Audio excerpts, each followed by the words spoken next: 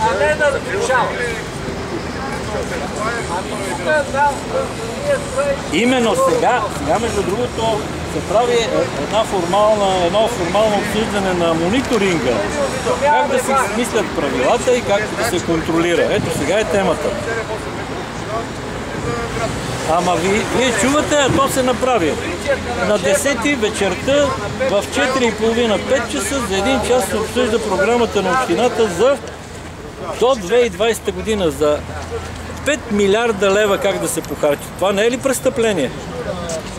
И там нито един гражданин, разбирате ли? Ето.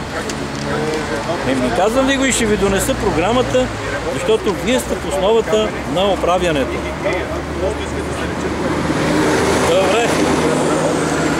Всичко хубаво. Питахме този Марио Иванов, който е доцент на музей. Какво става, Марио? Има ли нещо? Той казва, това от турско време. И как от турско време? Историци се казва, че от турско време на 1-2 метра, както и други археолози. А тук е на 7 метра. В момента ни казаха работници, че са открили още камъни и ги изнасят, дори са щупили камъни. И калдърма цяла улица са открили, Римска улица. И питам аз, защо продължават да прикриват? Вчера извикаха полиция, изтласкаха ни, едва ли не щяха да ни бият. Тези хора заявяваме ние от нашето общество и от хората, че са престъпници. Защото който посегне на културно-историческо наследство, по закон подлежи на санкции 10 години.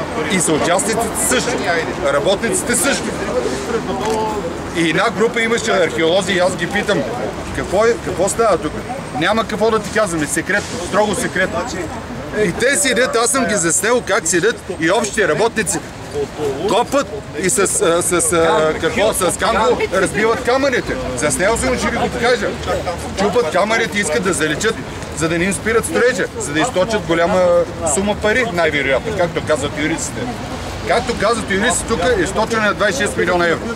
Както утре ще ходим на сточен кара, в момента са им спрели Доброр на Ляд Владайски колектор, ДНСК им спрял, те продължават да строят, както казват юристите, и да източат 35 милиона. Утре пак ще има проверка за 7 път. Защо тази Фандъкова и нейното кметство във време на вечерието на европейски избори правят престъпления, както казват юристите? Рали Семенаро отива за НДК. А къде отиват? Защо не дойде тук и да даде отговор на всичко това? Защо се крие в кметство? Защо се крият началници? Добре. Ще се видим, беше ми драго. Здравейте! С кого разговаряхте? Разговарях с шефката на инспектората в Столична община. Да. Защото се оказва, че преди миналия ден, когато беше по-тихо, нямаше дъжд, по Евлоги Георгиев, около НДК, се появиха една група такива задружни, усмихнати млади хора, които окосиха, избръмчаха, окосиха тревата, дигнаха пушилка с чистачките на... То наистина дигнаха пръхта, която е в София.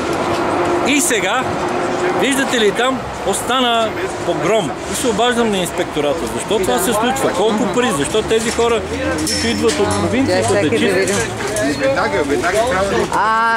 Кажете ми, моля ви се, извикали ли сте отговорника на кога ще дойдат? Кога дойде, нали знаете, началника, аз не мога да държа сметка.